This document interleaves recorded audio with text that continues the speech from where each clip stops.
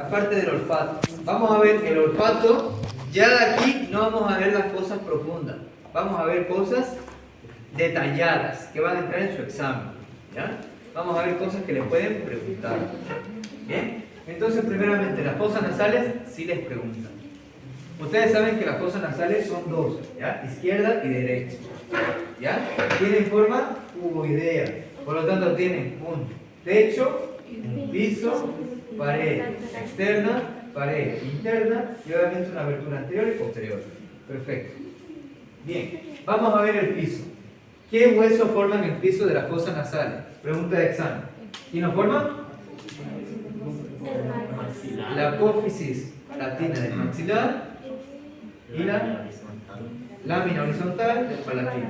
Y si no quieren complicarse, el piso es formado por el maxilar y el palatino. Listo. ¿Ya? A mí de eso de que digan cara super anterior, no sé qué, no.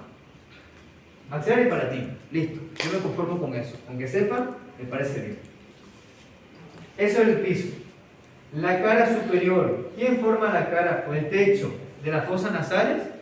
Mirando desde anterior a posterior es los huesos propios de la nariz. Hueso frontal. La lámina que goza del etmoides y la cara anterior del cuerpo del esfenoides. En pocas palabras, hueso propio de la nariz, frontal, etmoides, esfenoides. 4. 2. ¿Ya? Por lo tanto, el piso por 2. ¿Quiénes forman el piso? Maxilar y palatino. Perfecto. ¿Quién forma el techo? Hueso propio de la nariz, frontal, etmoides, esfenoides. Perfecto. La cara medial. La cara medial está formada por dos huesos. ¿Ya? ¿Cuáles son? La lámina perpendicular del etmoides y el vómer. Porque me digan, etmoides y vómer, sí, todo bien. Y vamos a ver que tiene en su parte media un cartílago, ¿ya? El cartílago del tabique nasal. ¿Ya? Entonces ya, más allá. Perfecto. ¿Quién forma su cara externa de las fosas nasales? No, las alas que voy ¿Ya? Principalmente la parte de porción de la mandíbula, porción palatina, cornete inferior. ¡Ah, caramba! Si hay un cornete inferior, ¿esto qué será? Superior y medio. ¿De dónde viene el cornete superior y medio? Del etmoides. ¿De qué parte? Acuérdense, tenemos masas laterales o laberintos etmoidales. Si la cara externa de las masas laterales forma la cara interna o la pared interna de la cavidad orbitaria, la pared interna de las masas laterales, ¿qué va a formar? La cara externa de las fosas nasales. Por eso es que se confunden artistas, ¿ya? Tomen en cuenta que es lo contrario para el tema del etmoides, ¿ya? Tanto para la cavidad orbitaria como para las fosas nasales. Perfecto. También encontraremos cierta porción de la apófisis pterygoide irrelevante. Bien, aquí tenemos una abertura anterior y una abertura posterior. La abertura anterior es conocida como la narinas. La abertura posterior es conocido como guanas. Bien, por lo tanto, la abertura anterior es formada por el maxilar y los huesos propios de la nariz. La posterior es formada por el esfenoide, o su apófisis pterygoides, y el palatino. ¿Ya? Perfecto. Nada más. Entonces, a ver, la que más pregunta.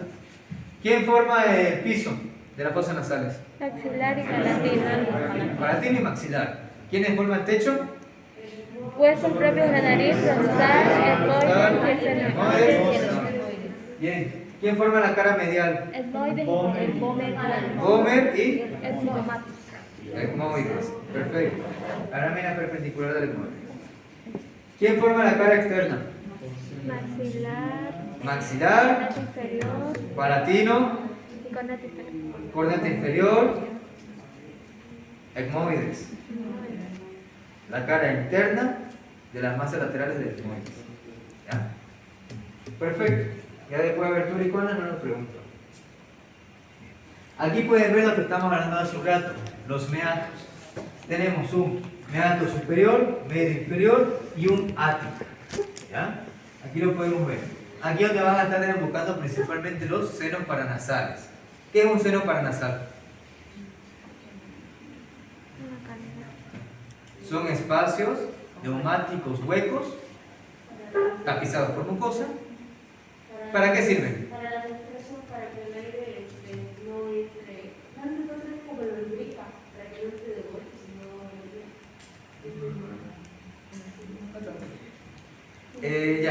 Ustedes imagínense una guitarra. ¿Qué hay en la guitarra? Cuerdas.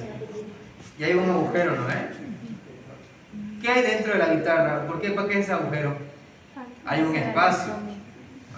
Es como un parlantito. Por lo tanto, los senos paranasales van a servir para amplificar la fonación. Aumentan el volumen de la voz. Las cuerdas vocales que hay en la nariz pueden estar sonando. Pero si no hay un modo de amplificación, no se va a escuchar fuerte la voz. ¿Cuál es la función de los senos paranasales? Amplificar la voz. ¿Ya? Tapizado con mucosa y obviamente puede dar. Por eso un paciente. ¿Qué pasa con un paciente que tiene sinusitis? ¿Cómo se le escucha? Tapado. ¿Ya? A veces hasta como chillón. ¿Ya? Por eso asócienlo como una guitarra, en los cuales tenemos las cuerdas vocales, y hay un espacio, que son los senos paranasales. Hay seno frontal, seno maxilar, celdillas sigmoidales y seno esfenoidal. ¿Ya? Esos son los senos paranasales. Y ahí desemboca. Meato inferior, conducto lagrimal o conducto lacrimo-muco-nasal. Meato medio, seno frontal, maxilar y celdillas sigmoidales anteriores. Meato superior, celdillas sigmoidales posteriores. Y el ático, seno esfenoidal. Perfecto. Ya está. Y esos son. Pueden buscar cada uno de ellos. ¿Ya? Ahí pueden ver tanto el lagrimal como van a bajar en el meato inferior. Bien. Aquí principalmente no les voy a explicar todo, solamente quiero que sepan de que aquí en la nariz está tapizado por mucosa, en la cual se va a dividir en dos sectores: mucosa pituitaria roja y mucosa pituitaria amarilla. La amarilla se encuentra en la parte superior, cerca del techo. ¿Ya? ¿Por qué? ¿Por qué es amarilla? Porque ahí van a estar las partes nerviosas. Van a estar las células piramidales relacionadas con el primer par craneal, la olfacción. Ustedes cuando vayan a estudiar fisiología van a ver que el aire va a entrar y aquí, gracias a estos meatos y a los cornetes, van a ver turbulencias. Turbulencia media, inferior o accesoria y superior o olfativa. La superior es donde se va a dirigir hacia acá. ¿Por qué? Nosotros respiramos y metemos moléculas de polvo, también metemos moléculas de olor. Va a ser captada por estas células piramidales. Lo capta y pasa a la lámina cribosa del ecmoides. Más o menos son entre unos 20 a 26. ¿Ya? Va a atravesar y va a dirigirse hacia el bulbo olfatorio, en los cuales están las células piramidales mitrales, células mitrales, para que después vaya en una raíz lateral o medial y ya desemboquen después en la parte del temporal, sí, y en otros sectores. Esto es para el olfato. ¿Ya? Van a ver que de todos los pares craneales y los nervios raquídeos, el único par craneal que no pasa por el tálamo es el olfatorio. ¿Ya? Por ejemplo, ahorita mismo me pego, va la sensibilidad, llega hacia la médula espinal, de la médula espinal va hacia el tálamo y del tálamo va hacia la corteza cerebral, específicamente a la zona parietal, la corteza parietal, que es la corteza somatosensorial. De esa manera estoy percibiendo daño. ¿Ya? Recibo el daño, va a la médula, del receptor a la médula, de la médula al tálamo y del tálamo a la corteza cerebral. Así va. Todo lo sensitivo, así va. Siempre va hacia el tálamo para llevar la información al cerebro. Es como, el tálamo sería como la secretaria o el secretario, ¿ya? Que es el que se encarga para informar a la doctora. ¿Bien? Así. Excepto el olfatorio. El olfatorio sería como el sobrino corrupto, ya, no sé. ¿Ya? Que va directamente. Bien. Hay un montón de cosas que podemos ver, ¿ya? Aquí lo más importante que les quiero explicar que entra en su examen es el famoso plexo de Kieselbach.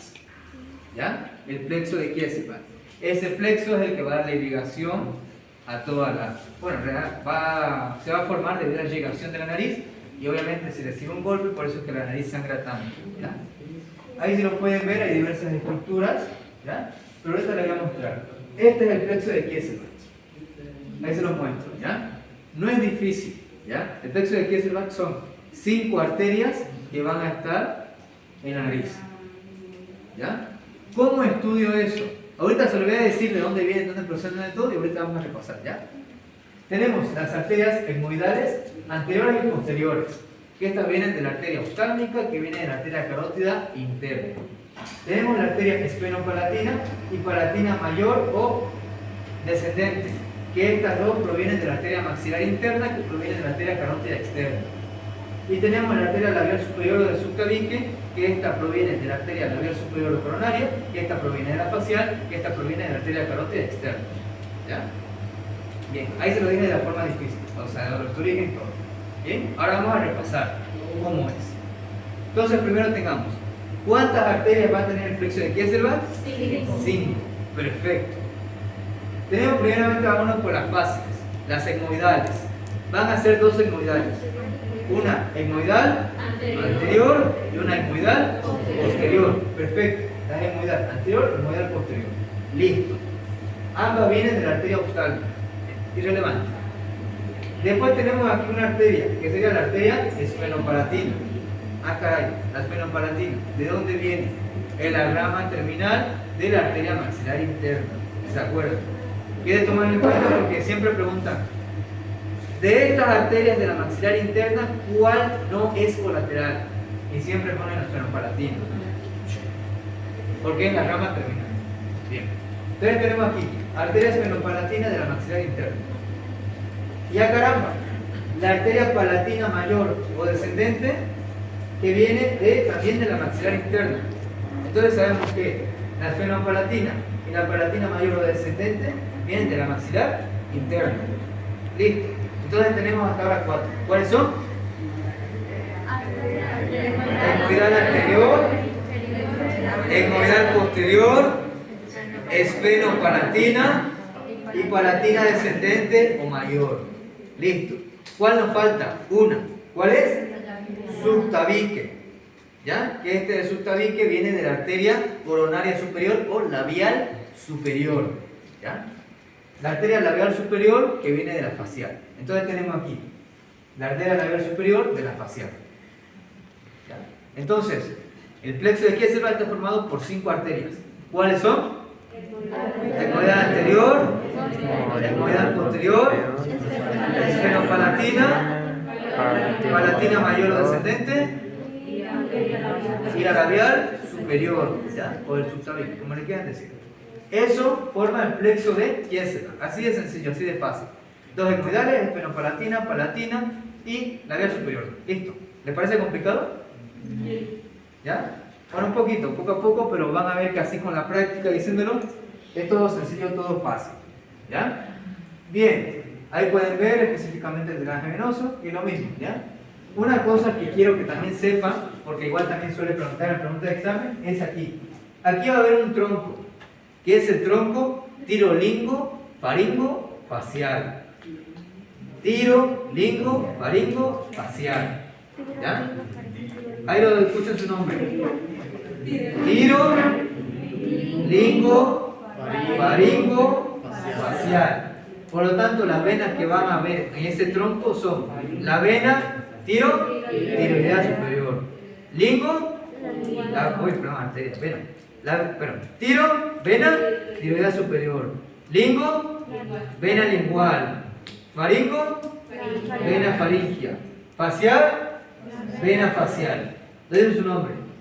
Tiro, lingo, faringo, facial. Repítanlo todos. Tiro, lingo, faringo, facial. Viene la vena tiroidea superior, lingo, vena lingual, faringo, vena faringia, facial, vena facial. Todo eso va a venir en este tronco que va a desembocar en la vena yugular interna. Esta es pregunta de examen, aparte que este tronco tirolingo-faringo-facial es importantísimo para el triángulo de Farabeu.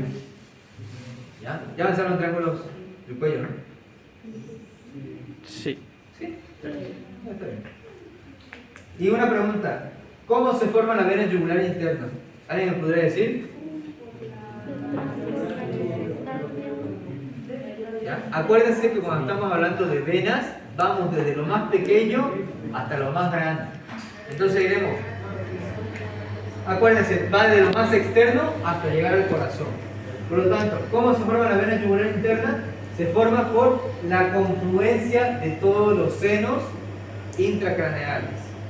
¿Ya? El seno cavernoso, seno transverso, seno sigmoideo, seno occipital, todos los senos que hay dentro del cráneo. Y se va a originar a la altura del agujero rasgado posterior. Ahí se origina. Va a descender, se va a unir con la vena subclavia para formar el tronco brachiocefálico venoso, que se une al otro tronco brachiocefálico venoso y forma la vena cava superior. ¿Ya? Así va, desde lo más pequeño hasta lo más grande para la vena cava superior, desembocar en el corazón, en la aurícula derecha. ¿Bien? Y una vez ya le digo, vena ácido desemboca en la vena cava inferior. Vena cava superior, perdón. Vena ácido, vena cava superior. Pregunta de examen. ¿Ya? Bien. Ahí pueden ver la vena yugular interna. Forma también parte de qué cosa? Del paquete vasculonervioso del cuello. Se lo voy a decir ahorita de forma difícil y después ya vamos. Bien, el paquete vasculonervioso del cuello está formado externamente por la vena yugular interna, internamente por la arteria carótida común o primitiva y posteriormente el nervio vago, ¿ya? En un triángulo, en los cuales este va a ser hasta la altura del C4, posterior a ello va a haber una bifurcación de la arteria carótida primitiva, ocasionando que la arteria carótida interna prosiga a una vaina del seno carotídeo. Sí. Eso es la parte teórica. ¿Ya? Ahora la parte que me interesa que ustedes aprendan. Tenemos entonces, ¿cómo es el paquete vasculonervioso del cuello? Vena yugular interna, arteria carótida primitiva o común y el nervio vago, décimo par craneal. Eso le preguntan. Gracias.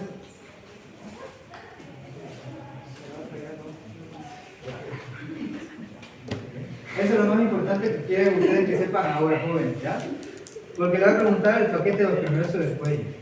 ¿A qué altura se bifurca la arteria carótida como primitiva? De la C4. De la C4. ¿Y otra? ¿Borde superior de qué? Bien, borde superior del cartílago tiroides. Son los dos puntos de referencia. C4, borde superior del cartílago tiroides. Ambos son preguntas de examen. Bien. Ahí pueden ver lo de la bifurcación y elevación. Bien. Esto no se lo voy a preguntar. Esa sería la parte de las cartílagos de la nariz. Van a ver que hay un tabique. Va a haber aquí un cartílago lateral superior, el cartílago ala de la nariz y principalmente después hay los cartílagos medianos, cuadrados y sesamoideos, que no se lo preguntan en su examen. Pero sí es bueno porque tienen que saberlo. Pero no se lo preguntan en su examen, ¿ya? Bien. Aquí como se va a estar esto bien. ¿Bien? Hasta aquí terminará la parte de la audición. Después me voy a estar explicando un poco de lengua y comenzamos a diseccionar su globo ocular. ¿Bien?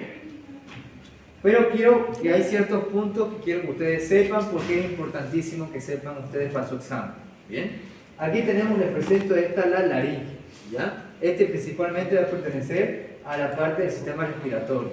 ¿Bien? Aquí es donde se va a estar llevando a cabo la fonación y otras estructuras. ¿Bien?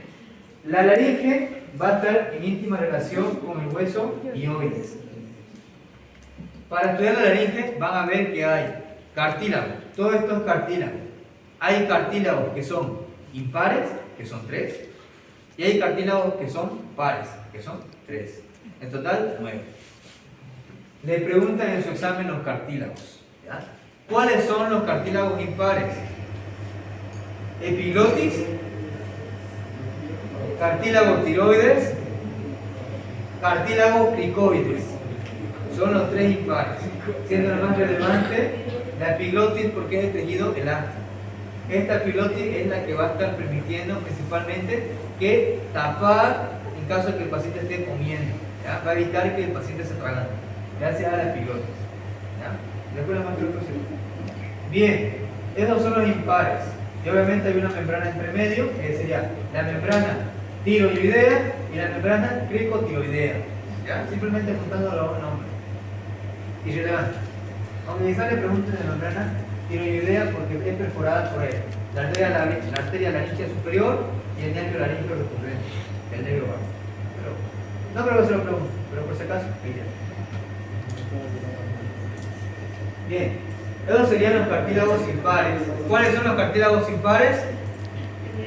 Epiglotis, tiroides, cricoides. Perfecto. Y después tenemos los cartílagos pares. ¿Cuáles son los cartílagos pares? 3. ¿Cuáles son? Aritenoides, cuneiformes y corniculados. ¿Ya? Son los 3 cartílagos pares. ¿Ya? Ahí pueden ver, jóvenes, este que pueden ver aquí, encima del cricoides, podemos ver que está sentado esto. Este es el aritenoides. Encima del aritenoides encontramos a la parte de los corniculados. Y flotando, que no puedo ver acá, se encuentra el cuneiforme. ¿Ya? Aquí lo tienen, por si acaso. Aquí lo tienen los cartílagos, ¿ya? Cartílagos pares, cartílagos impares. Lo que más preguntan son los impares, ¿ya? ¿Cuáles son los impares? No importa que lo lean, pero díganlo, háblenlo. Tiroides, cricoides, epiglotis. Son los 3. ¿Este cuál es? Tiroides. Tiroides. Cricoides. Bien, epiglotis. Cricoides. Cricoides. ¿Ya? Aquí lo pueden ver, cricoides, cómo se ve el cricoides y cómo se ve la epiglotis. ¿Ya? Como lo pueden ver, su forma. Perfecto. Y aquí tenemos los pares. ¿Cuáles son? Aritenoides, corniculados y cuneiformes. Ahí está incluso con sus segundos nombres, pero no los preguntan, ¿ya? No se preocupen. ¿Cuál sería? Aritenoides. Corniculados, ¿ya? Acuérdense, corniculados, cuerno, ¿ya? Parecen como los cuernitos, ¿ya? No sé por qué me recordaba los sexos. Bien, los corniculados y los cuneiformes que están flotando. Bien. Esos son los cartílagos de la laringe, bastante preguntados. Bien. Y también lo que es preguntado es esto, ¿ya? Principalmente aquí pueden ver, estas son las cuerdas vocales, en las cuales vamos a ver que se van a ver 2. Cuerda vocal superior, cuerda vocal inferior. Esto es pregunta de examen. ¿Cuál es la cuerda vocal verdadera? Es la cuerda vocal inferior. ¿Ya? La cuerda verdadera es las cuerdas vocales inferiores. Si lo pueden ver, ambas se van a estar insertando en la cara posterior del cartílago tiroides. Ambas. Pero su lugar en el aritenoides, se van a estar en el aritenoides en diferentes lugares. El inferior se va a estar insertando en la apófisis vocal, porque va a ser la cuerda vocal verdadera. En cambio, la cuerda vocal superior se va a insertar en una apófisis muscular. ¿Ya?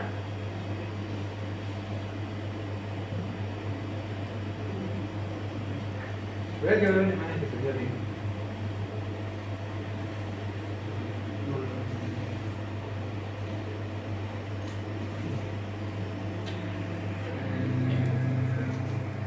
Ah, puede que no te grupo en el museo, uno que sería bien.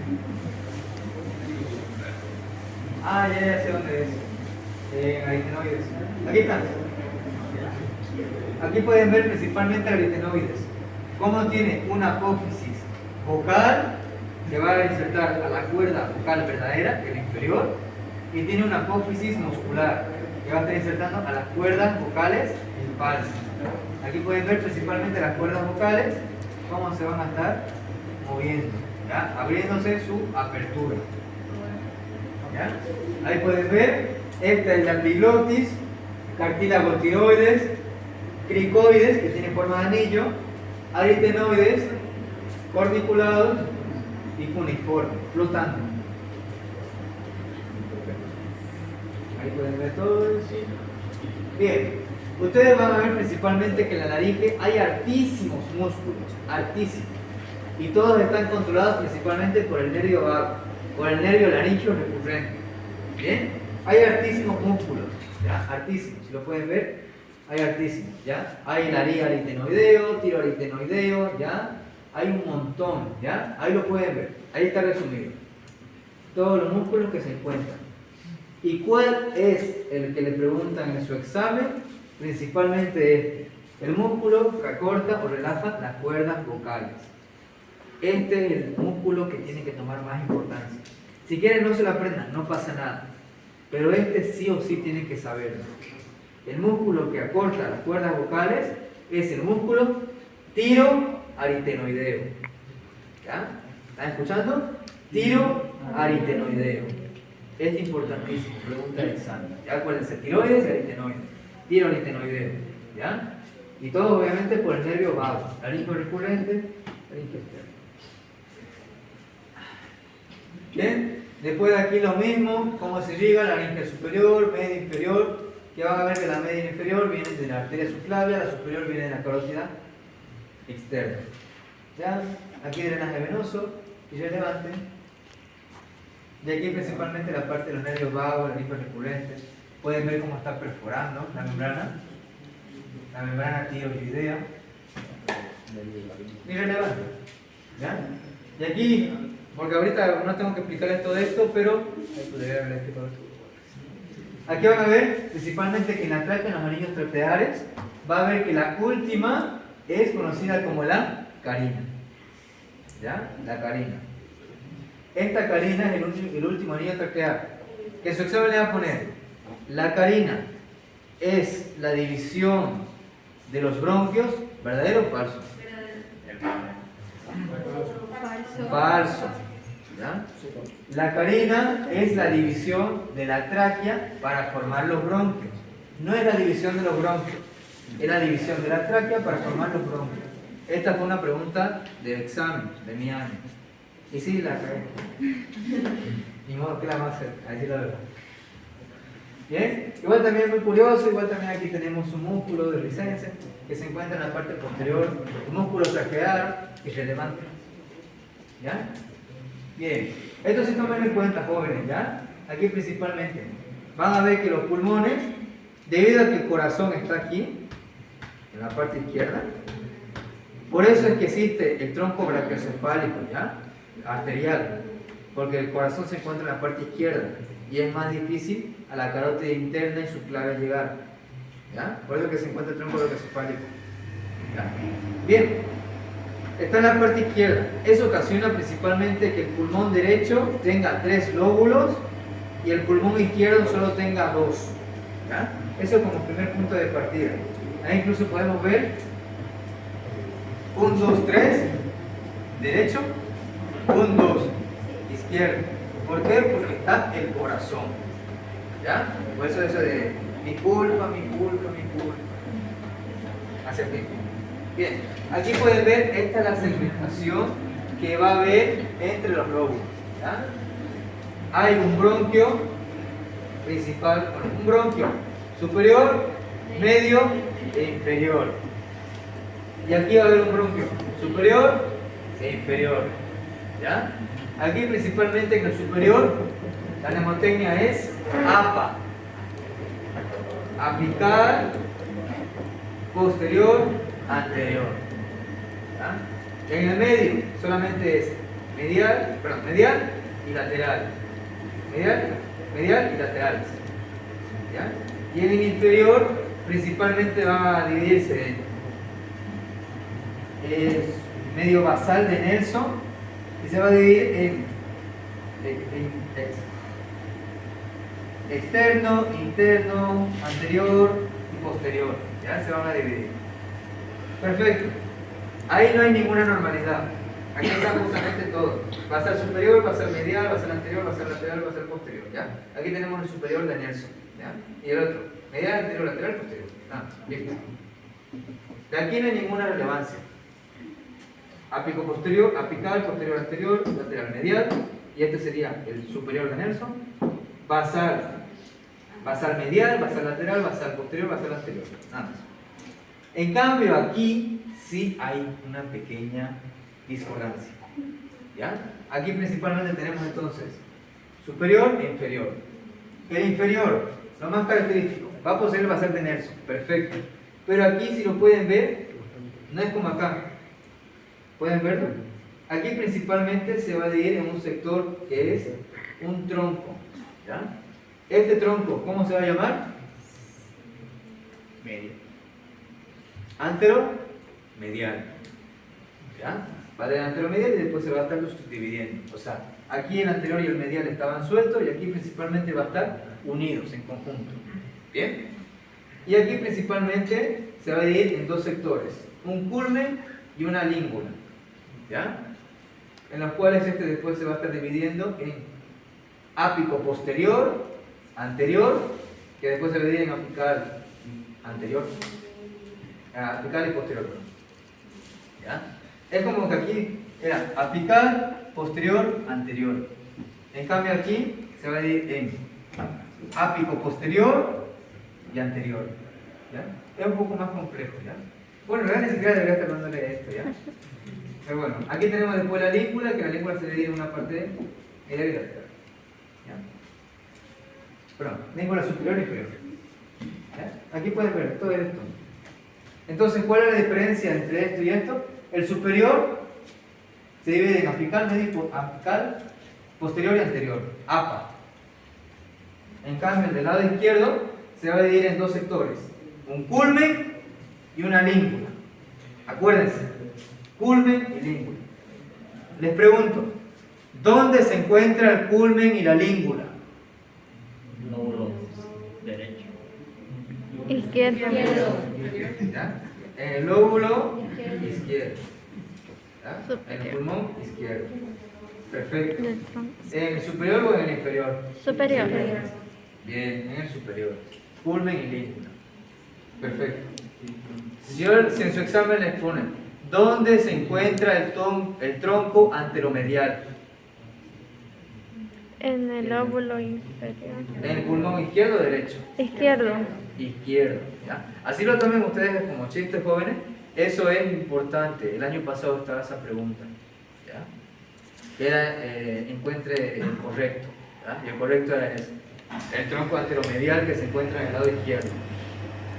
¿Ya? Igual también el culmen y la língula. El culmen se va a dividir en un tronco ápico posterior, anterior, y la língula en una língula superior y língula inferior. No es difícil, joven, literalmente, o sea, superior, medio, inferior, superior, inferior, apical, posterior, anterior, medial, lateral. El inferior, superior de Nelson, basal, anterior, medio, posterior, anterior. El otro, el izquierdo, superior, inferior, superior, culmen, língula, língula superior, língula inferior, culmen, ápico posterior, anterior, inferior, el superior de Nelson, basal superior de Nelson, tronco basal, anteromedial, posterior, lateral. Sé que puede ser complejo, pero no es difícil. Literalmente eso se me olvidó explicarle al anterior grupo, me da pena. Pero yo creo que Natalia se lo va a explicar. Se lo va a explicar. Te van a ver otra vez esto, tienen que haber avanzado esto para el examen. Y ya después solamente los pulmones, irrelevante. Ah, sí, eso sí. ¿Cómo va a estar ingresando el ilio bravo y abrevio? ¿Ya? Vena, arteria, bronquio, bronquio, arteria, bronquio, vena. ¿Ya? Dependiendo si estamos hablando de la parte derecha o la parte izquierda. ¿Ya? Eso también es pregunta del examen. Pero no quiero liar. ¿Ya? Igual también quiero que ustedes sepan que quien se lleva a cargo la respiración, el intercambio gaseoso, son las arterias y las venas pulmonares. ¿Ya? Y quien se encarga de dar la nutrición, es decir, irrigar esa zona, son las arterias y las venas bronquiales. ¿Ya? ¿Dónde vieron ustedes arteria bronquial? Ah, verdad que no son mi grupo. Perdón, pensé que era mi grupo. Bien. Cuando ustedes seguramente habrán visto, con Natalia, la aorta torácica. Acuérdense, hay una aorta ascendente. La aorta ascendente, ¿cuál es su primera rama que nos da? Bien, las arterias coronarias, derecha e izquierda, que van a estar llegando al corazón. Es la primera rama de la aorta, las arterias coronarias. Y estas arterias coronarias solamente van a llegar sangre en la diástole, no en la sístole. Es cuando retroceda la sangre se van a llenar. En las cuales la más importante es la coronaria derecha. Mi pregunta entonces, ¿cuál es la arteria coronaria más importante? La derecha. ¿Por qué? Porque nos va a dar la arteria para el marcapaso del corazón, que es el nódulo sinusal, y nos va a dar la arteria interventricular posterior. Esas son las dos cosas que tienen que ver más relevantes de la arteria carótida, perdón, de la arteria coronaria derecha. ¿Por qué es importante la arteria coronaria derecha? Nos da la arteria del nódulo sinusal, que es el marcapaso del corazón, y nos da la interventricular posterior. ¿Ya? Después ustedes van a avanzar todo eso, pero es las cosas más importantes.